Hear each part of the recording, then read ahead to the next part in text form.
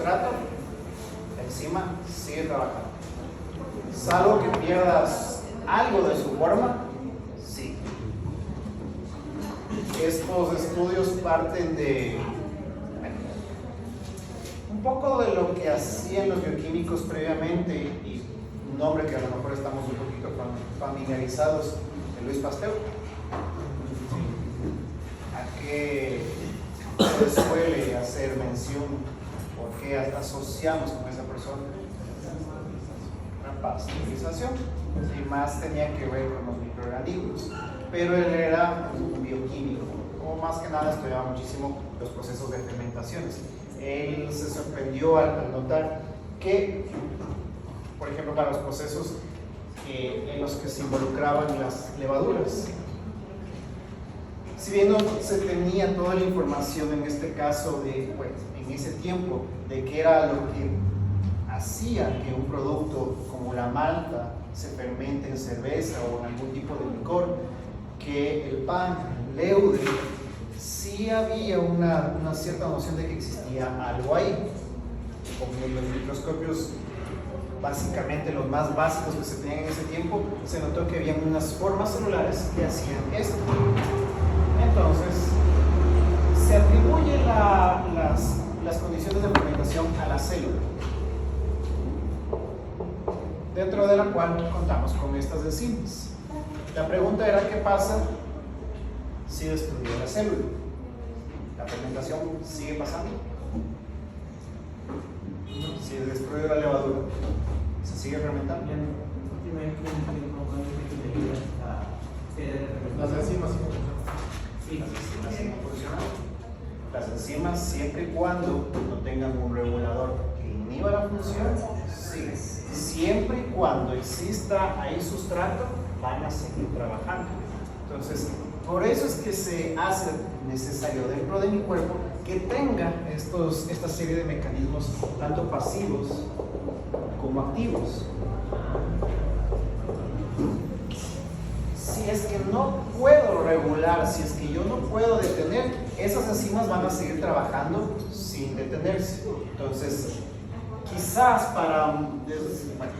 para bajar el nivel de azúcar en la sangre tenga una cierta lógica, pero por todo esto llega a un balance. ¿Qué tanto yo puedo prescindir? ¿Qué tanto yo puedo seguir trabajando sobre algo que, pues en este caso, ya el requerimiento energético va a ser satisfecho en algún punto, ¿vale?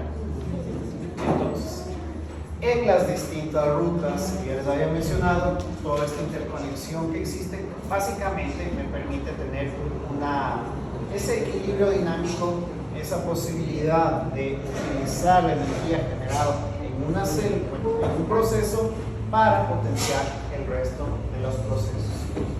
Les mencionaba también la regulación de la síntesis proteica, en este caso, por los factores hormonales, dietéticos, por la posibilidad de una enfermedad, si es que existe una inducción o represión de los factores de transcripción, a lo que vamos a ver en la siguiente unidad en cuanto al ADN, y la degradación que se va a dar en este caso de todo tipo de proteínas, no solamente de las enzimas, en los proteosomas, estos organelos, estas estructuras más que nada, que me permiten hacer un reciclaje de estos productos.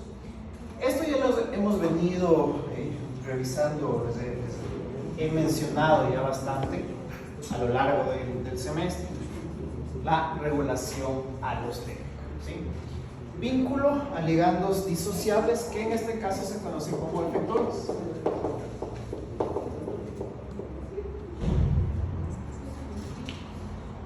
Entonces, esos efectores van a ser los que permitan o limiten, en cierto caso, las reacciones que van a catalizar. Aquí tenemos el ejemplo perfecto de un efector de retroalimentación.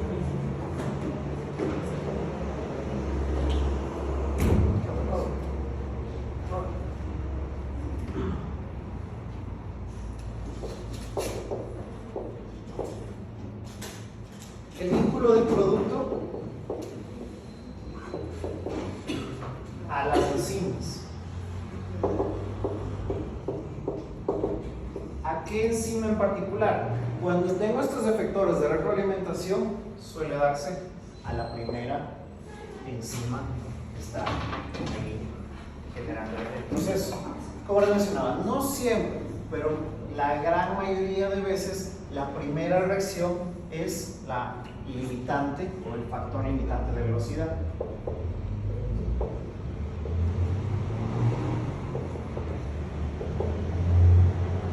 Si es que bloqueo esa primera enzima, si es que el producto, sea que ya cumplió la cantidad, que ya está siendo producido, una cantidad suficiente, ya cubrió la necesidad de la célula, se va a vincular y va a comportarse como un propio regulador alostérico.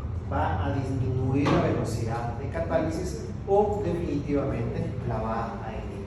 Entonces es una forma, como les menciono, para no tener una ruta que siempre está trabajando. ¿Cuál sería también, en este caso, tener rutas que trabajan constantemente en los procesos de biosíntesis?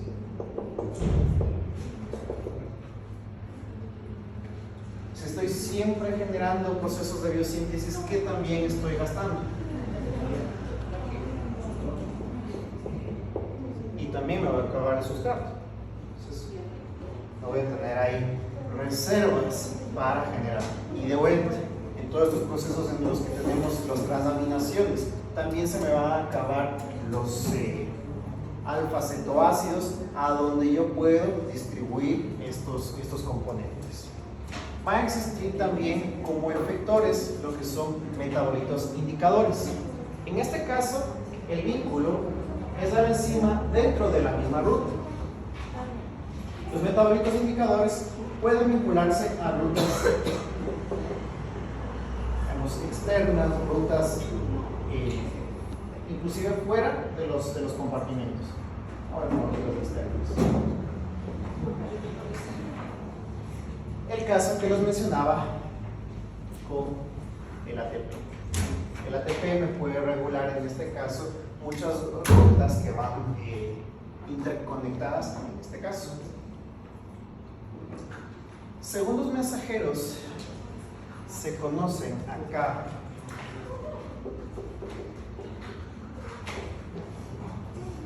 tanto hormonas, un poquito más relevante esto,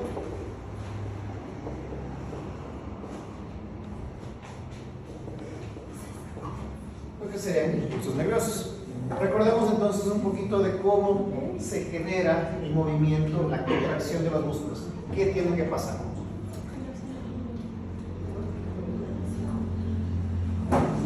La orden de que se mueve el músculo primero. ¿Perdón? La orden de que se mueve el músculo primero. Ya, la orden sí, pero ¿qué tiene que pasar para que esas células se contraigan o se expandan?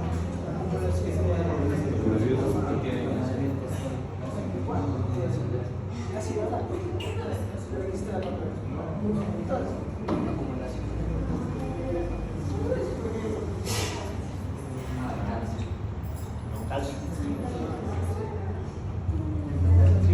La energía para la contracción, dependiendo de la musculatura, ¿sí? ¿Cierto? Dependiendo de si su posición natural está extendida o contraída, va a requerir energía para la contracción o para digamos,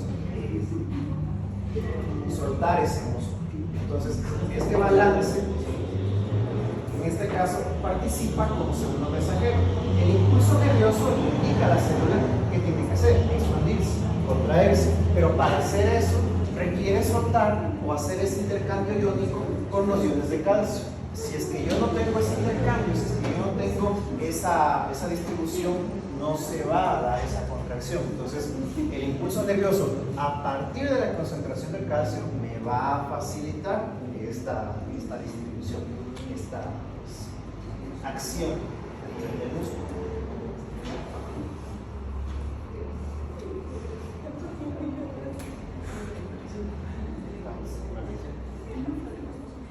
¿Cómo modifico? ¿Cómo suele modificarse en la cuestión de la regulación alostérica? Tengo mi enzima que tiene este sitio aquí. que tiene esa posición en la que yo encuentro sobre mi sustrato la mayor afinidad.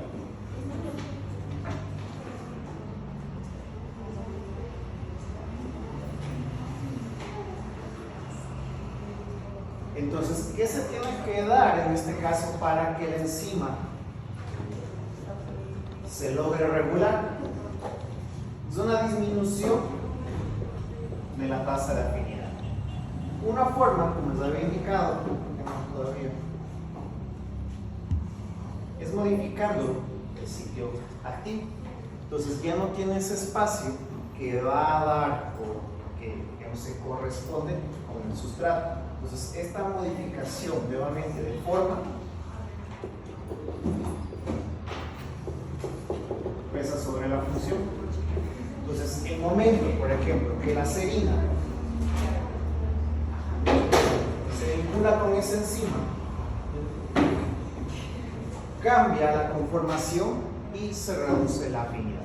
Como ya pierdo la forma de esta enzima, ya se pierde la afinidad. Entonces es una forma para que en este caso, sin tener que degradar a mi enzima, sin tener que intervenir sobre el sitio activo, solamente lo que estoy haciendo es reducir esa afinidad que tiene por el sustrato. Dentro de otros métodos de regulación de las actividades enzimáticas se encuentran estas modificaciones covalentes. Aquí sí ya hay una tarea de corte, de daño, de modificación precisamente sobre la enzima. Aquí tenemos un mecanismo que digamos es bastante el arquetipo de los mecanismos de los procesamientos de las enzimas. En general, a partir de los ribosomas, sería más cierto decir que lo que se produce son proteínas. Son precursores de esas proteínas. Son moléculas que luego deben tener un proceso de edición. Entonces están mandando un texto extenso, el cual tengo que concentrar, que tengo que reducir. Lo que les mencionaba en cuanto a las secuencias que se dan en cuanto a la correspondencia del ARN con cada uno de los aminoácidos que se producen, es que generan una cadena sumamente larga. No todas las proteínas empiezan con metionina, pero todos los códigos que parten del ribosoma empiezan con metionina. Por ende, entonces las ediciones que se dan a partir de estas proteínas seguramente van a aportar ciertas fracciones al principio, al fin, e inclusive dentro de las mismas moléculas. En este caso tenemos lo que sería la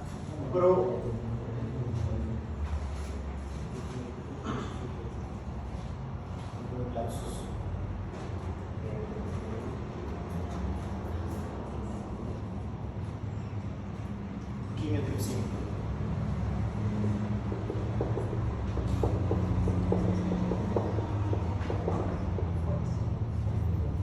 Como tenemos proproteínas, también esta se considera como una proenzima, el precursor de esta enzima, pero en su forma, digamos, no funcional.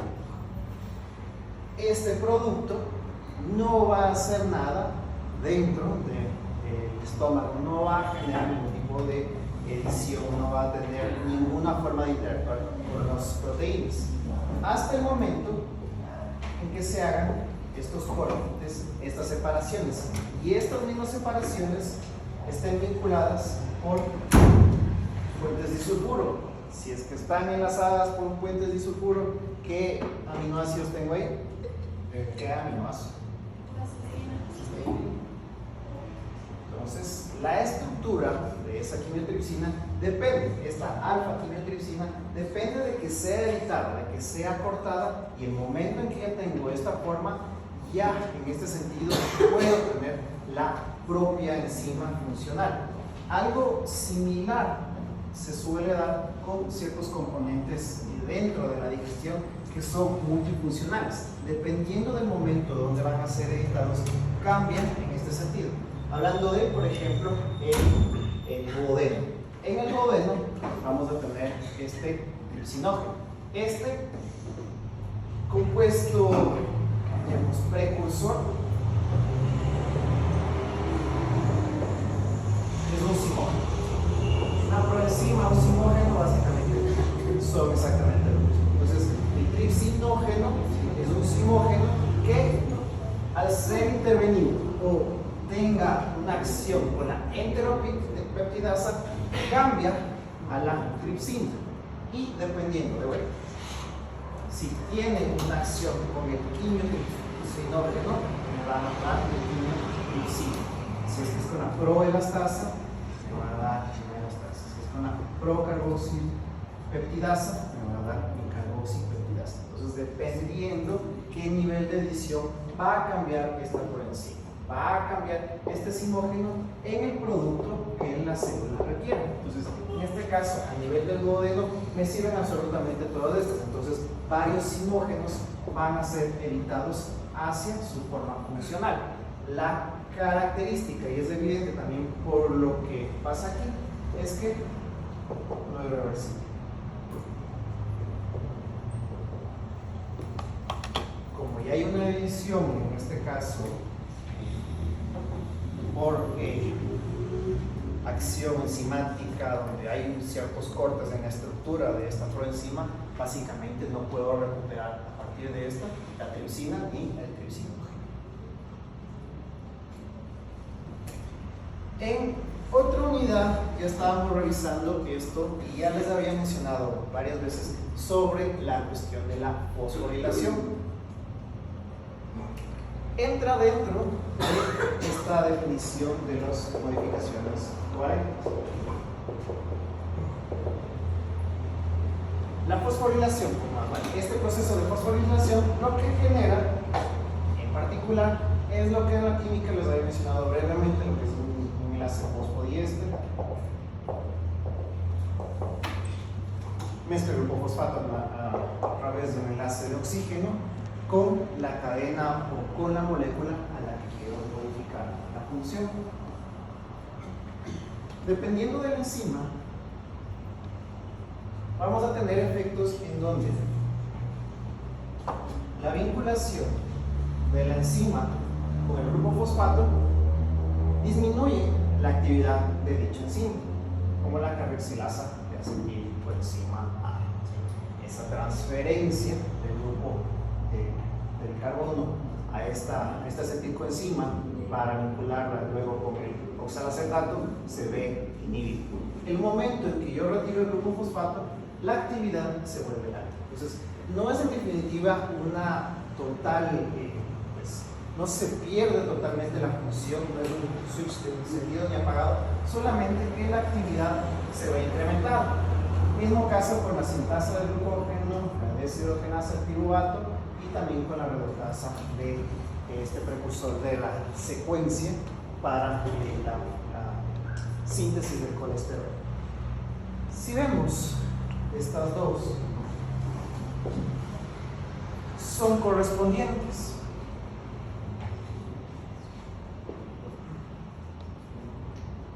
Su nombre básicamente lo está expresando, ¿no es cierto? Si es que es sintasa de glucógeno, la ruta es para arriba, para reponer esas reservas de glucógeno que posiblemente fueron consumidas. La fosforilasa de glucógeno va a ser exactamente lo opuesto. Entonces, esto va a depender precisamente de qué momento, qué requerimientos tiene la célula. Les había mencionado en algún punto. Esto está, digamos, también regulado a su vez por el adenosín monofosfato cíclico y también por la fructosa 2,6-difosfato. Entonces, dependiendo de las necesidades del cuerpo, se va a activar a través de estos dos mecanismos la fosforilación de la una y tiene también cierta lógica, donde yo remuevo el grupo fosfato, Vemos que se recicla. Entonces, dentro de mi mismo ciclo, estoy teniendo el paso de un grupo fosfato que en un momento estaba activando la acción, por ejemplo, de la fosforilasa del glucógeno cuando estaba requiriendo energía, después de una actividad física muy extenuante. Entonces, el momento en que ya voy a consumir nuevamente mis carbohidratos, no tiene sentido volver a consumir a partir de mi glucógeno, sino más vale de reponer esa reserva. Entonces, quito el fosfato de esta fosforilasa del glucógeno, estoy disminuyendo la actividad, pero lo que estoy en este caso estimulando es que se sintetice glucógeno. Entonces, es siempre una red retroalimentada que en este sentido me va a dar esa posibilidad de trabajar de distintas formas dentro de rutas muy similares o que pueden ser correspondientes. Vamos a tener también ciertos inhibidores. Son mecanismos propios que también en ciertos casos o muchos de los casos se aprovechan para tener ciertos procesos de regulación o limitar ciertos procesos que se dan en el cuerpo en general. Son competitivos por el sitio activo de un enzima. La alcohol deshidrogenasa, en este caso, no es que reconoce las dos moléculas que se encuentran, o bueno, los dos carbones que están en el etanol y un solo carbón que está en el metanol. Reconoce el grupo funcional, el grupo hidroxilo. Entonces, siempre que hay un grupo hidroxilo, va a ser reconocido por la alcohol deshidrogenasa. En este caso en particular, tiene algo notable esta alcohol deshidrogenasa cuando trabaja sobre el metanol, que hemos escuchado acerca del consumo de metanol.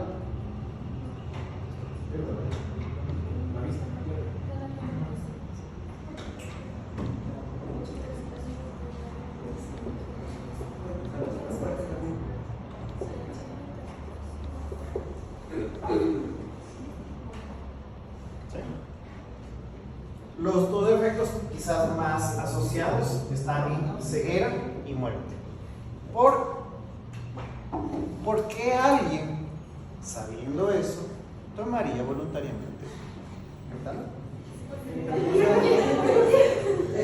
Si no tiene instintos suicidas. Porque hay algunos que lo usan con el metanol y le hacen pasar. Quien ha pasado por un laboratorio sabe que el metanol huele radicalmente diferente al etanol. ¿Sí? El olor es sumamente lesivo, bueno, digamos que es bastante fuerte. Pero puede ser una de lo que pasó cuando hubo esta ley seca que nos pusieron por la contaminación. Una contaminación, un adulteramiento de las botellas de alcohol, quisiera pensar por desconocimiento, aunque como les digo, el metanol es muy fácil de identificar, pero puede ser también por mejorar el volumen de ventas que pueden tener. El metanol se produce en la fermentación, sí o sí. En los trapiches o en nuestros lugares donde tenemos la fermentación del puro, el primer alcohol que sale es metanol, es el que tiene el punto de ebullición más bajo, entonces tiende a evolucionar primero. El que sabe manejar estos procesos de fermentación sabe que el primer alcohol siempre se desecha hasta que tenga el etanol, entonces de vuelta. Tal vez quisieron hubo un desconocimiento, pero al fin hubo esta intoxicación. Entonces, ¿qué es lo que pasaba en ese proceso? Como les menciono, la enzima no diferencia más allá de la presencia del grupo oxidrilo. Entonces, normalmente, donde el etanol se convierte en acetaldehído, el acetaldehído en ácido acético, el ácido acético en acetilcoenzima, tenemos una conversión radicalmente distinta. De hecho, si alguno de ustedes, cuando toma alcohol, creo que todos han tomado alcohol, se pone rojo cuando prueba el alcohol, es porque es alérgico al acetaldehído. Es alérgico al acetaldehído. ¿Se puede tomar un antihistamínico para eliminar como que es alergia a la acetaldehído? Lo que pasa es que ahí estás dando dos medicamentos, bueno, dos productos que están dando por desintoxicación y tal vez está saturando el hígado. En el anterior semestre la doctora aquí que nos había dicho de que si consumíamos metanol, lo recomendable es consumir algo puro de etanol para así controlar. Mire, pero De etanol. Ya. A eso vamos. Entonces, ese formaldehído y por lo general el ácido fórmico tiene una ruta que le permite acumularse en la córnea, en el ojo. Entonces, eso es lo que causa la ceguera. Dependiendo del volumen de la intoxicación, esa ceguera puede ser parcial o permanente. Y si es que en este caso se mantiene en el tiempo, puede causar la muerte.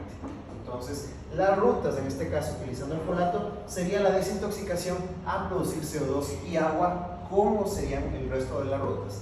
Entonces, a la persona que está con esa intoxicación, sí, precisamente se le coloca en un coma inducido y vía parenteral se manda etanol. ¿Sí? Literalmente, alcohol. Bueno, hacían esta indicación. Por lo menos había esta mala apreciación de la ciencia, en que si es que alguien le había mordido o digamos, picado una serpiente venenosa, cualquier tipo de animal que genere un veneno, que van a tener que consumir el etanol. Y eso, cualquier etanol, no estoy diciendo etanol puro, sino cualquier etanol, y esto va a disminuir la velocidad porque mi cuerpo va a priorizar el procesamiento de etanol, no es tanto así. Cuando yo saturo, ¿sí? Y en este caso el etanol al 100% se convierte en mi inhibidor competitivo.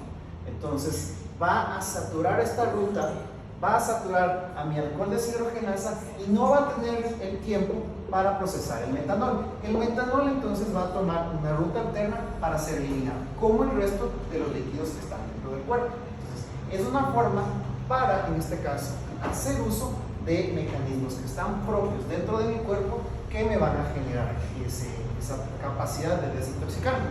Básicamente, durante ese coma estoy en una borrachera tremenda, pero por eso mismo es que se induce ese coma para que hasta el momento en que yo pueda demostrar que ya no hay metanol en la sangre, pueda ya devolver a la persona pues a su estado normal.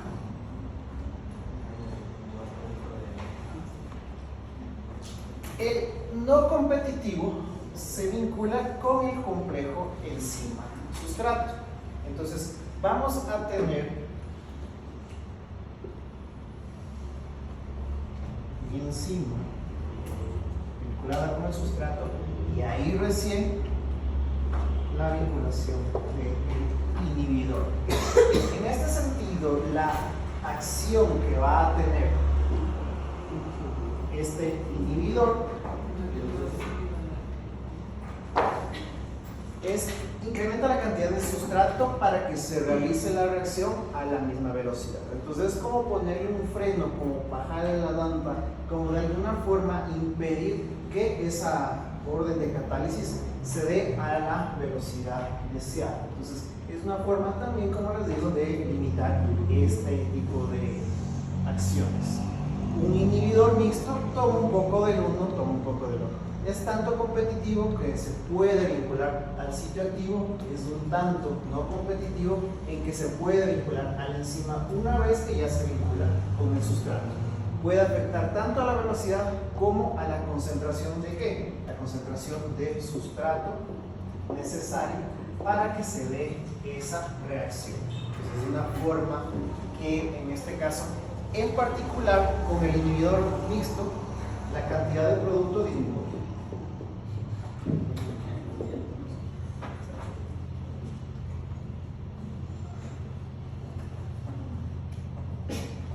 Tenemos otra que se conoce como la inducción suicida. Compuestos que siguen la ruta normal de reacción enzimática, pero producen un compuesto altamente reactivo. ¿Qué es lo que sucede acá?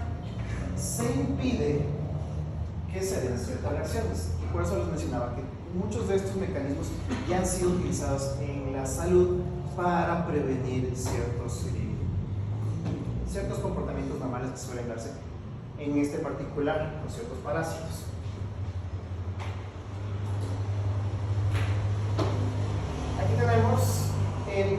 tripanosoma cruzi, rhodosiense. Este es el parásito que a nivel del África da la enfermedad del sueño.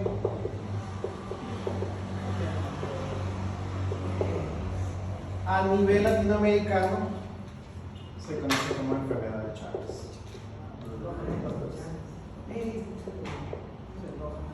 ¿Qué es lo que pasa cuando tengo este parásito? A través de una picadura, del mosquito que viene a actuar como un vector, estos parásitos pueden ingresar dentro de las células, en este caso los eritrocitos, y utilizar la maquinaria dentro de la célula para hacer replicación. Lo que hacen ciertos mecanismos es inhibir, en este caso, el empaquetamiento del ADN. En el momento en que yo no permito que se empaquete, no tampoco permito, en este sentido, que se pueda formar esa célula hija que se va a dar, en este caso, dentro de la célula. Entonces, estoy previniendo la función de las enzimas de replicación. Entonces, mi inhibidor suicida no necesariamente se vincula de forma covalente, pero lo que sí tiene, en este caso, tiende a disminuir o, en definitiva, eliminar la acción de este enzima.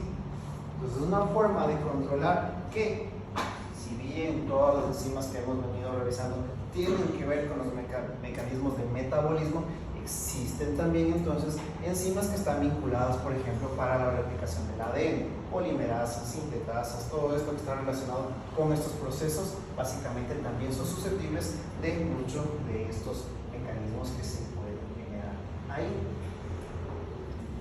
Algo similar se da, por ejemplo, con los antibióticos. En este caso,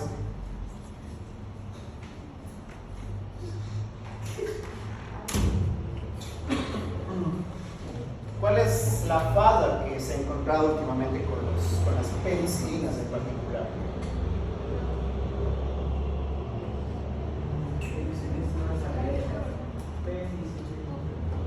Los beta-lactámicos. Ya tenemos resistencia de muchas bacterias a estas penicilinas. Básicamente, si existe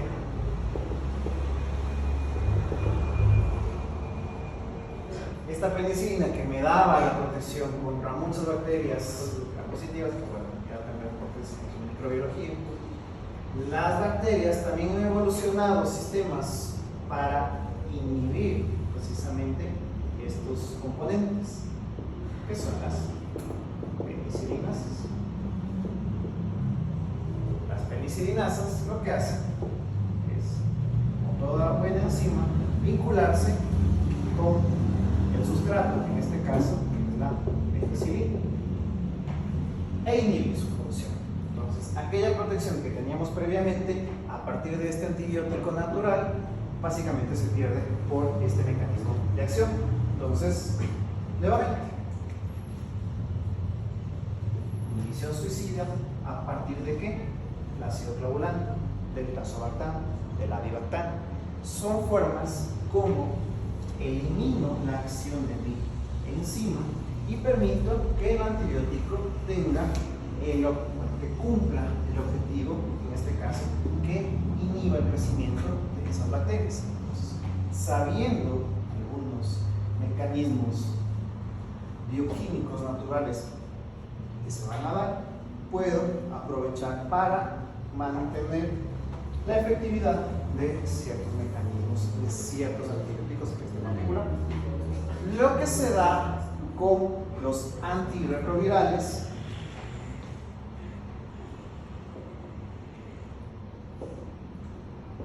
también tiene mucho que ver. ¿Para qué son los antirretrovirales? ¿Para qué enfermedad?